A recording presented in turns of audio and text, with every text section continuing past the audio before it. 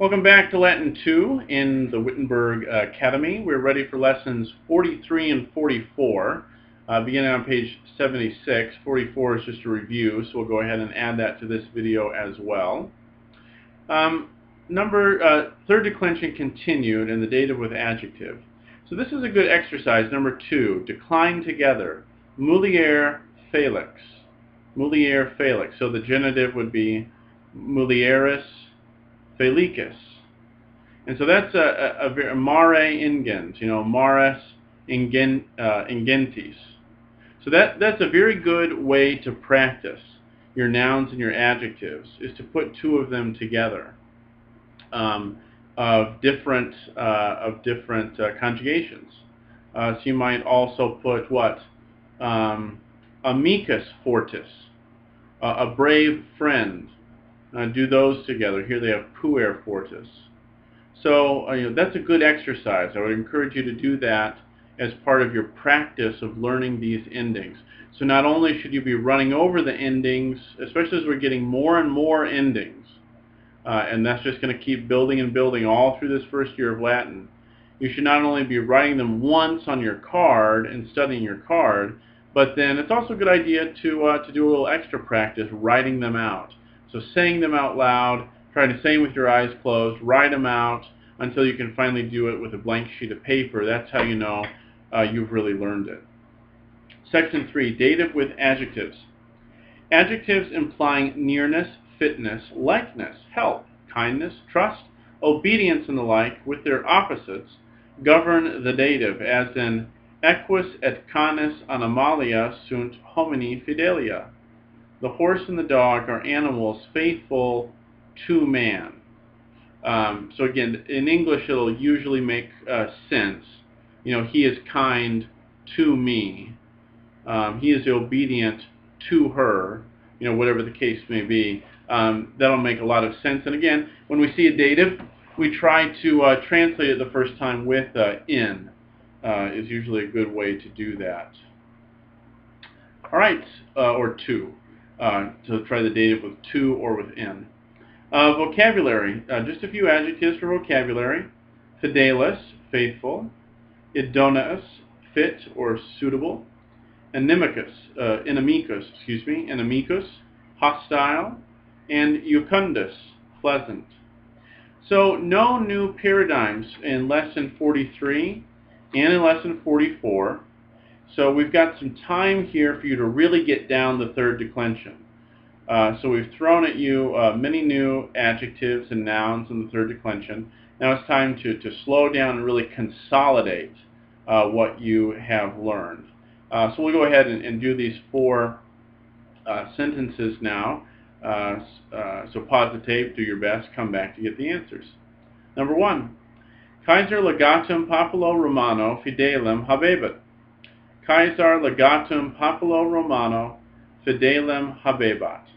The verb habebat, third person singular, imperfect, goes with Kaiser, then the nominative. Caesar has. What does he have? Legatum. He has a legate, a lieutenant, who is fidelem. Caesar has a lieutenant faithful to the people, to the Roman people. So you see that fidelem, faithful, that has within it the idea of being faithful to something. So it takes the dative. 2. Hostes patriae Ciceroni inimici erant. Hostes patriae Ciceroni inimici erant. The verb is errant, imperfect of the verb to be. They were. Who were? What's in the nominative? Hostes. Hostes. The enemies were. Hostes patriae. Patriae is a genitive, so we translate it with of. The enemies of the fatherland were enemies or hostile to Cicero. The enemies of the fatherland were hostile to Cicero. Sentence 3. Causae magni belli simplicis sunt. Causae magni belli simplicis sunt. So again, the verb is sunt. It takes something in the nominative plural to go with it. Causae magni belli. causae. The causes are. The causes, magni belli. The causes of the great war are simple. The causes of the great war are simple. So simplices goes with causae.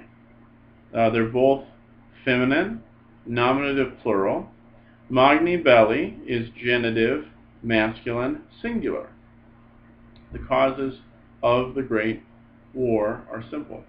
Number 4. Imperator pugnam cum equitibus fortibus et velocibus videbat. Imperator pugnam cum equitibus fortibus et velocibus videbat. So the imperator saw, videbat, imperfect, third person singular.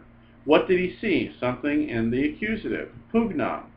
The emperor saw the battle, cum equitibus fortibus et velocibus.